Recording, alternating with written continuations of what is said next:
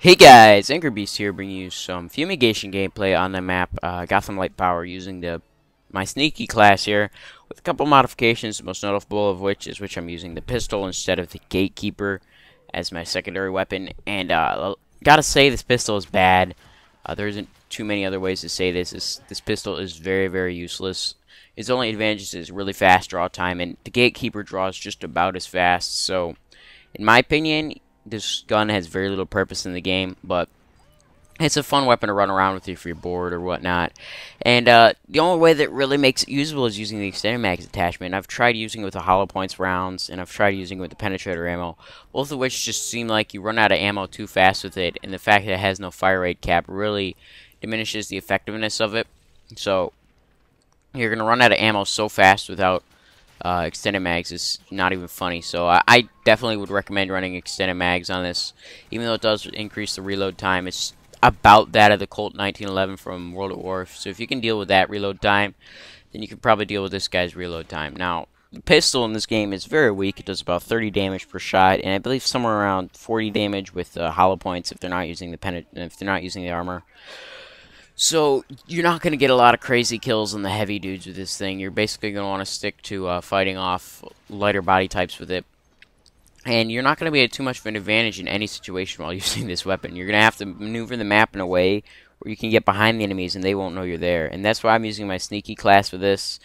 You could make a case for using it with a big guy. I tried that one round, and it's just, you move so slow with it, it's not really useful. And in my opinion, every other gun in the game is pretty much better than this thing.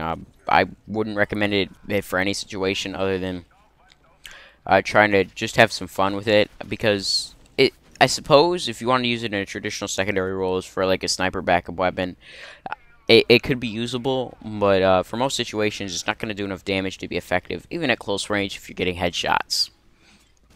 Now, I do use this shotgun a couple times in the game, because at this point I'm getting a little bit frustrated on how weak the pistol is. I mean, I've used it for the past 5 or 6 games at this point, and it can get very frustrating when your bullets seem to do absolutely 0 damage, and there isn't much you can do about it. But if I were to say a way to make this thing better would be to make it kill in 3 to 4 hits up close, because not a lot of people have that fast to fire trigger fingers. The fact that it only does 32 damage means that you can't kill most body types in one clip at all. I mean, I don't even know if it's possible to kill a heavy with if all your bullets, I believe if 5 of your bullets hit, you're not going to be able to kill a heavy with this thing. So I don't know, something needs to change about it to make it more useful, but there isn't too much else you can say. Got a nice knife on the invisible guy there. That's always fun when you do that, because it's so humiliating when you know they're there and you can get behind them and knife the sneaky guys. That's just a fun thing to do. But for tips for this map, when using this type of setup, if you notice in this game, I'm trying to basically say the insides of the map, not the outsides of the map, because I feel like if I'm using a sneak class, I want to say to the insides of the map and pick them up as I can get to them. And as you can see right there, it is possible to kill heavy, but you have to be up close and personal and be able to get every bullet on target, and that's hard to do with this gun. It's got terrible iron sights, probably the worst in the game, as well as it has probably some of the worst range and accuracy of all the weapons in the game. It's got a pretty noticeable recoil to it too, so unless you're going to use it as a fast switching sidearm to take out enemies after you've shot them, I wouldn't recommend using it. But if you use it like that, you can pop out every once in a while and pick up people and then go back into cloak, and that's how you have to use it basically. There isn't too many other ways to use it. I mean, the score at the end of this game is actually pretty horrible. I think it goes something like 16-10, but when you're using a pistol, there isn't too much better you can do. I mean, you're limited in a lot of ways on what you can and cannot do, and I'm not using my modded controller in this game, it's just my trigger finger, because when I did use my modded controller, even when I did use extended mags, I ran out of ammo so fast, it's not even funny. I think at one point I ran out of ammo before I even got 2 kills, and that's unfortunate, but it's how this weapon works. And if you're not going to play to its strengths, which are few and far between, you're better off picking another gun that has a lot of strengths, like the Gatekeeper or whatnot.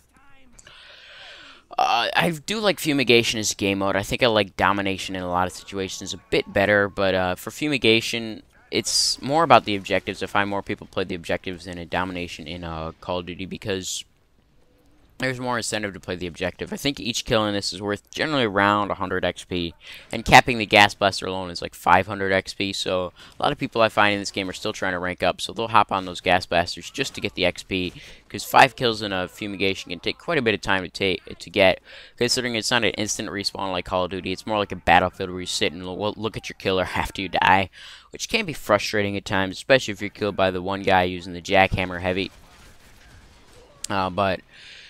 Like that, I mean, that's frustrating to me because I shot him so many times with that, but he's still not dead. And, you know, at some points I really wish it was an instant respawn, but it helps the flow of the game so that you're not just sitting there waiting for the, whatchamacallit, you're not just waiting constantly to cap the flags and then have the people you killed 2 seconds ago run back and shoot you in the back. And that's a good thing in a lot of situations, but in other times it can just be frustrating to just be sitting on the respawn all the time.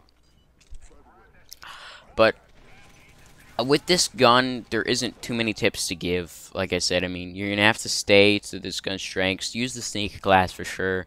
You're not going to be effective running around just rushing straight at them because already you're going to be probably using a smaller body type with the pistol, because a heavy body type with the pistol is pointless. I mean, you don't gain anything by using a heavy body type over a lighter body type. So you want to definitely try and play stealthy and use your speed and mobility to your advantage. If you could do that, you could probably pick up a nice score with it. I mean, for pistols, that is.